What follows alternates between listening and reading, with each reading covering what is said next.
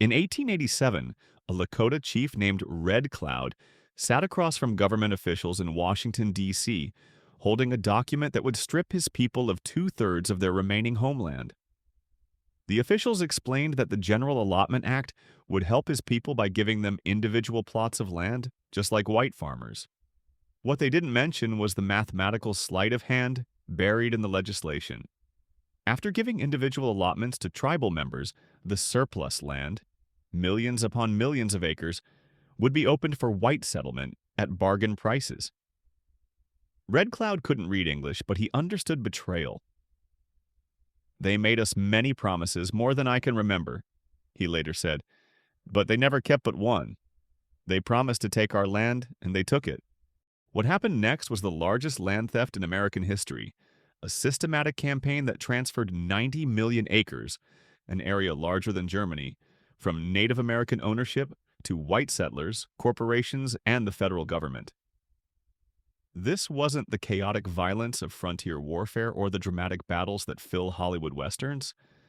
This was bureaucratic theft, carried out with legal documents, government surveys, and administrative procedures that gave the appearance of legitimacy while accomplishing what centuries of warfare had failed to achieve: the complete dispossession of indigenous peoples from their ancestral lands. Welcome to Professor Archive, where we uncover the hidden mechanisms behind history's greatest injustices. What you're about to discover is how the United States government, in just 47 years, engineered the most successful land grab in modern history using a weapon more powerful than any army: paperwork. This isn't just a story about the past, it's about how legal systems can be weaponized to accomplish what violence cannot, and how the scars of that theft continue to shape American society today. Before we dive into this shocking tale of bureaucratic larceny that changed the face of a continent, hit that subscribe button and ring that notification bell, because what we're about to reveal will forever change how you understand American history and the foundations of modern wealth inequality. And I'm genuinely curious about our global community. Drop a comment telling me what time you're watching this and which city you're tuning in from. The story of how governments use legal mechanisms to redistribute land and wealth resonates across cultures and continents. To understand the magnitude of what was stolen, we must first understand what existed before the theft began. In 1887, when the General Allotment Act was passed, Native American tribes collectively owned approximately 138 million acres of land, territory that had been guaranteed to them through hundreds of treaties signed with the federal government. This wasn't empty wilderness, as government propaganda claimed, but a complex landscape of tribal nations with sophisticated agricultural systems, urban centers, and economic networks that had sustained millions of people for thousands of years.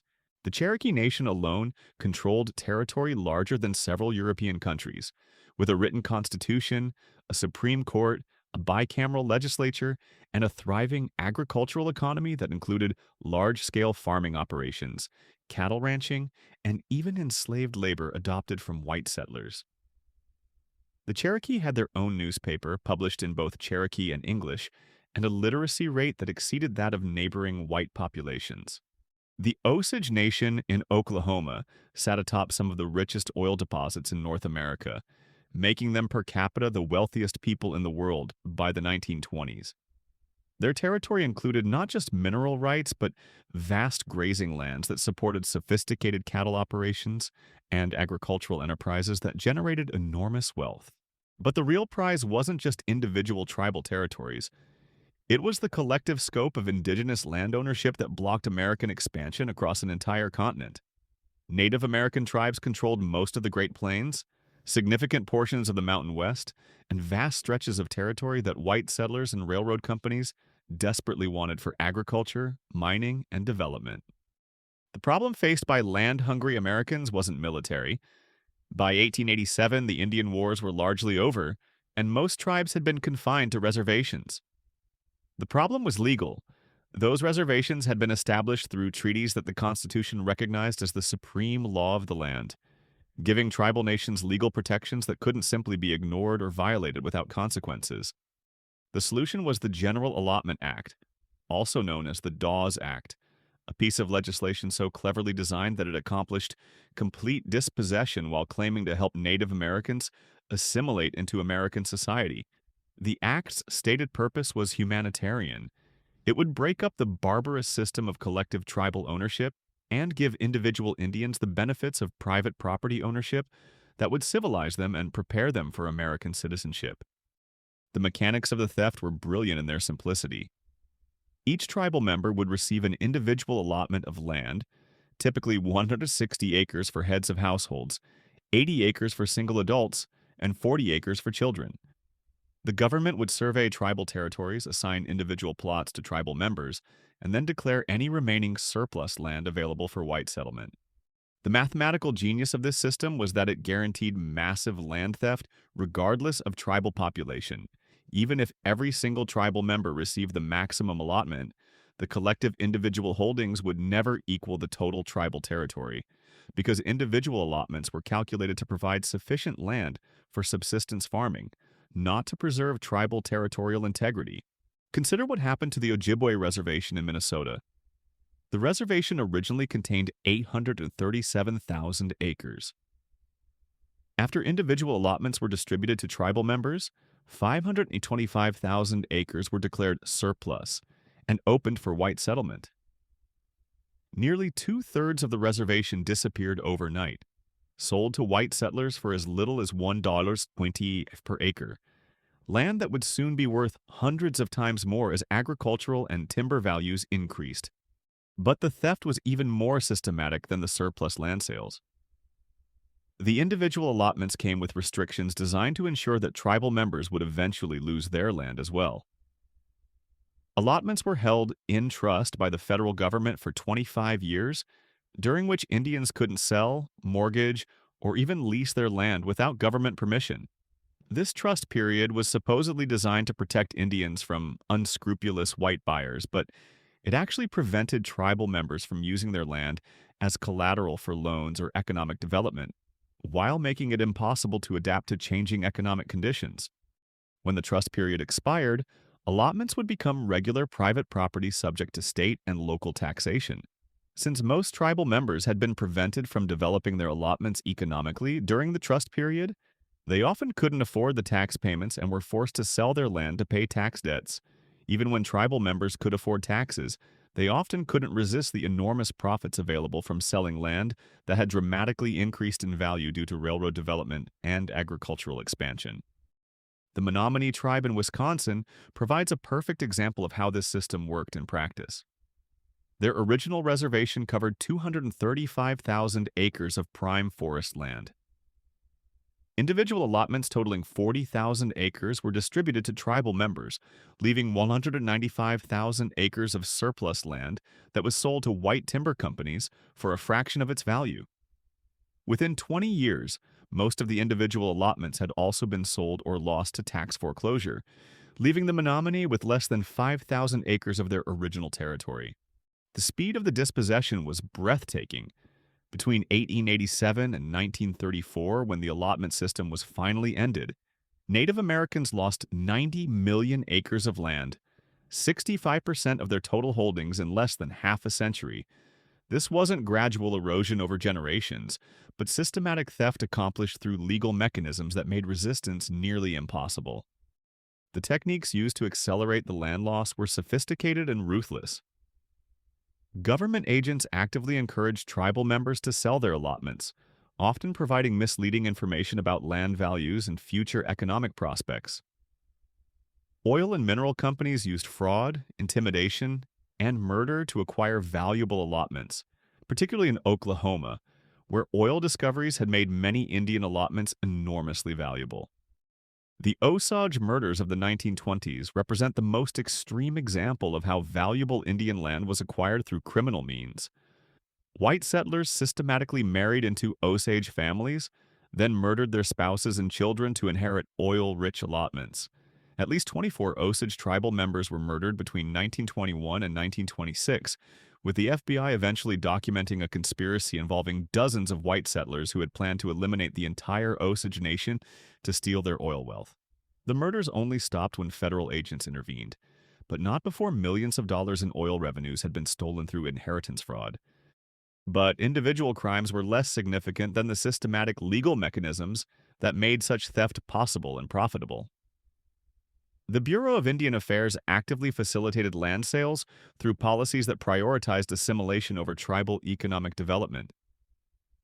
Indian agents were encouraged to approve land sales that would force tribal members to integrate into white communities, rather than maintain separate tribal economies. The federal government also manipulated the allotment process to maximize land loss. Tribal members who were deemed competent by Indian agents had their trust periods terminated early, exposing them to immediate taxation and making their land available for immediate sale. The competency criteria were often arbitrary and racially biased, with mixed-blood tribal members more likely to be declared competent regardless of their actual ability to manage property in a market economy. Inheritance laws were manipulated to fragment Indian landholding even further.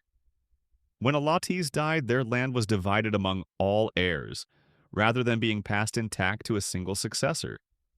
Over time, this created fractionated ownership where individual allotments might have dozens or even hundreds of owners, making it impossible to use the land productively and creating pressure to sell to consolidate ownership. The case of one allotment on the Sisseton-Wahpeton Reservation illustrates the absurdity this system created. By 1983, a single 40-acre allotment had 439 owners, with some individual shares representing less than 0.1% ownership. The annual income from such tiny shares might be less than $1, but the administrative costs of managing the fractionated ownership consumed thousands of dollars in federal bureaucratic expenses. The regional variations in land theft reveal how the allotment system was adapted to local conditions to maximize dispossession while serving the economic interests of white settlers and corporations. In Oklahoma, where oil discoveries had made Indian land enormously valuable, the theft was particularly systematic and violent. White guardians were appointed to manage the affairs of wealthy Indian children, then systematically looted their estates while the children were sent to boarding schools where they couldn't interfere with the theft. In the Pacific Northwest, timber companies used the allotment system to acquire vast forest holdings at below-market prices. The Quinault Reservation in Washington originally covered 208,000 acres of prime timberland. After allotment, 158,000 acres were declared surplus and sold to timber companies for an average of $3 per acre. Land that contained timber worth hundreds of dollars per acre. The railroad companies were perhaps the biggest beneficiaries of Indian land theft, acquiring millions of acres through both surplus land sales and direct federal grants that had previously been Indian territory. The Northern Pacific Railway received over 47 million acres of federal land grants, much of which had been taken from tribes without compensation. The Santa Fe Railway acquired vast holdings in the Southwest through similar grants that transferred former Indian territory to private ownership. Agricultural interests used the allotment system to acquire some of the most fertile farmland in North America at prices far below market value. The Yakima Reservation in Washington contained some of the best agricultural land in the Pacific Northwest. After allotment, over half the reservation was sold to white farmers who developed highly profitable fruit and wheat operations on land that had been acquired for as little as $2 per acre. The cumulative economic impact of the theft was staggering. Conservative estimates suggest that the 90 million acres stolen through the allotment system would be worth over $1 trillion in today's land values. But the actual loss was much greater when mineral rights, timber resources, and agricultural productivity are included. Many of the stolen lands contained oil, coal, gold, and other minerals that generated billions in wealth for the new owners while leaving tribal members in poverty. The Osage Nation alone lost oil rights that would eventually generate over $20 billion in revenue, wealth that could have made every tribal member financially secure for generations. Instead, most of that wealth flowed to white settlers and oil companies that acquired Osage allotments through fraud, murder, and legal manipulation. The social and cultural costs of land theft extended far beyond economic losses. Tribal societies that had been organized around collective land use and management were deliberately fragmented into individual property holdings that made traditional governance and cultural practices nearly impossible to maintain. Sacred sites were sold to private owners who had no understanding of their cultural significance. Burial grounds became private property where tribal members could be arrested for trespassing while visiting their ancestors' graves. The forced individualizing of land ownership also destroyed traditional economic systems that had sustained tribal communities for centuries. Many tribes had sophisticated collective agricultural and resource management systems that were far more productive and environmentally sustainable than individual farming operations.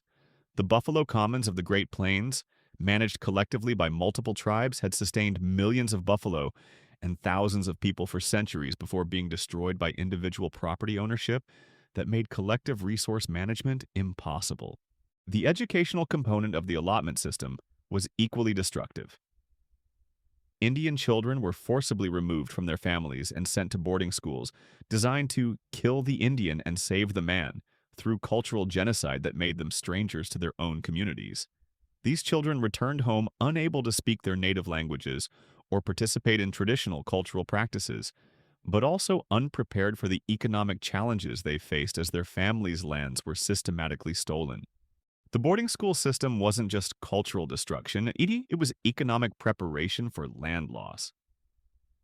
Children who had been taught to despise their traditional culture and embrace individual property ownership were more likely to sell their allotments when they inherited them, accelerating the dispossession while appearing to validate government claims that Indians wanted to assimilate into white society. The legal challenges to land theft were systematically undermined by courts that prioritized white economic interests over treaty rights and constitutional protections. Tribal governments that tried to resist allotment were declared incompetent to manage their own affairs. Individual Indians who challenged fraudulent land sales faced legal systems biased against indigenous testimony and designed to validate white property claims regardless of how those claims were acquired. The Supreme Court's decisions during the allotment period consistently favored dispossession over treaty rights. In Lone Wolf versus Hitchcock, 1903, the court ruled that Congress had the power to break treaties with Indian tribes without their consent, effectively making treaty protections meaningless and giving legal sanction to systematic land theft. The international dimensions of American land theft were carefully hidden from global audiences who might have criticized such blatant violations of property rights and human rights. While the United States was promoting democracy and individual rights internationally, it was simultaneously engaged in the largest property confiscation in modern history. The irony was particularly stark given American criticism of land reforms in other countries. While condemning socialist land redistribution in Mexico and other Latin American countries, the United States was simultaneously redistributing 90 million acres of Indian land to white settlers through government programs that made socialist land reforms look conservative by comparison. The end of the allotment period in 1934 didn't restore stolen lands, but simply prevented further theft of the remaining Indian territory.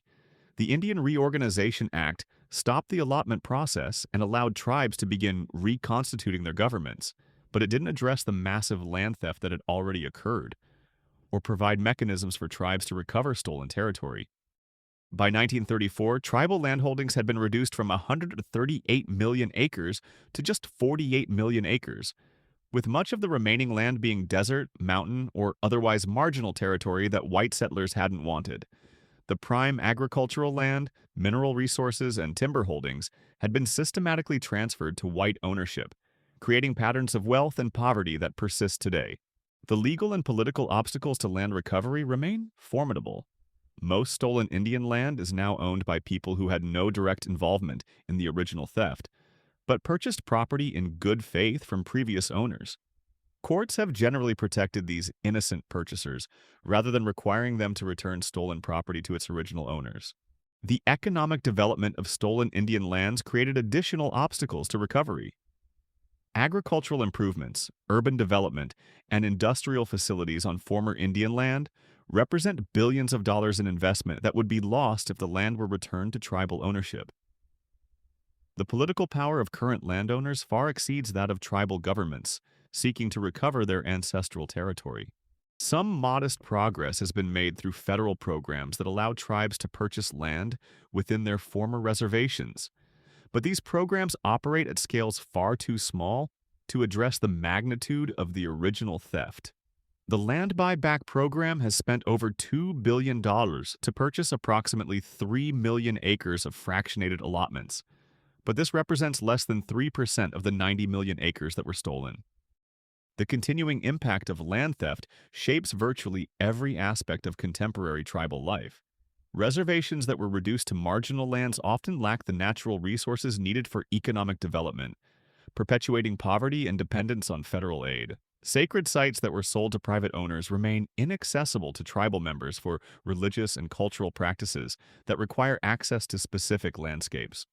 The wealth that was generated from stolen Indian lands created many of the great American fortunes that continue to shape American society today. Railroad companies that acquired millions of acres of former Indian territory became the foundation for industrial empires. Agricultural operations on stolen Indian land generated wealth that was passed down through generations of white families. Oil and mineral extraction on former Indian lands created some of America's largest energy companies. Meanwhile, the tribal nations that originally owned this wealth were left impoverished and dependent on federal programs that provided minimal support while maintaining political control over tribal affairs. The contrast between the wealth generated from stolen Indian resources and the poverty of contemporary reservations represents one of the most glaring examples of structural inequality in American society. Understanding the mechanics of Indian land theft also reveals how legal systems can be weaponized to accomplish massive wealth transfers without the obvious violence that might generate political opposition. The allotment system succeeded where military conquest had failed, because it used familiar legal concepts like individual property ownership and bureaucratic procedures that seemed legitimate and constitutional while accomplishing systematic dispossession. This model of legal theft has been replicated in other contexts where governments have sought to redistribute land and resources from marginalized populations to favored groups. The techniques pioneered during the allotment period, fractionated ownership, forced sales, administrative manipulation, and legal barriers to collective ownership, continue to be used around the world to accomplish dispossession while maintaining the appearance of legal legitimacy. The global implications of American Indian land theft extend beyond its immediate victims to influence international law, human rights standards, and development policies that affect indigenous peoples worldwide. The United States' success in using legal mechanisms to accomplish complete dispossession provided a model for other settler colonial societies while demonstrating that systematic property confiscation could be accomplished without international intervention. Contemporary struggles over land rights in Australia, Canada, Brazil, and other countries with indigenous populations often involve legal and political strategies that were pioneered during the American allotment period. Understanding how the United States accomplished such complete dispossession helps explain why similar processes continue to threaten indigenous communities around the world. The environmental consequences of Indian land theft also continue to shape American landscapes and ecosystems. Traditional indigenous land management practices that had maintained ecological balance for thousands of years were replaced by extractive industries and intensive agriculture that depleted soil, eliminated wildlife, and created environmental problems that persist today. The buffalo commons of the Great Plains, which had sustained millions of animals and thousands of people through sophisticated collective management, were replaced by individual farms and ranches that contributed to the Dust Bowl and other ecological disasters. The old-growth forests of the Pacific Northwest, which tribes had managed sustainably for millennia, were clear-cut by timber companies that acquired the land through allotment sales. As we conclude this disturbing examination of the largest land theft in American history, I want to thank you for joining me at Professor Archive for what is undoubtedly one of the most important and tragic stories in American history. The systematic theft of 90 million acres of Native American land represents not just historical injustice, but a foundation of contemporary American wealth and power that continues to shape our society today. Understanding this history is crucial for anyone who wants to comprehend the roots of American inequality, the persistence of Native American poverty, and the mechanisms through which legal systems can be used to accomplish massive wealth transfers while maintaining the appearance of legitimacy and constitutional authority. The story of Indian land theft also reveals how quickly and completely entire peoples can be dispossessed when legal systems are captured by interests that prioritize wealth accumulation over justice and human rights. The transformation,